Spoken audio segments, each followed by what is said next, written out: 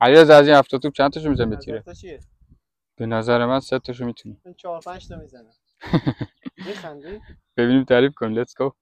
بیا اینم اولی. اوف یکی اینم دو دومیش. تا اینم اوه خدا. اینم سه تا. سومیش. او ناین. میتونه آخری میتونه 4 تا. آقا متین چند تا از 7 تا؟ به نظر چند تاشو بزنم خوبه؟ به نظر من ماکسیموم 2 تا.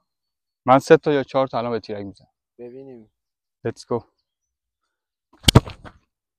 این یکی. یکی. آفرین بابا با تو. اینم قبول الان بزنم؟ نه دیگه یه بار.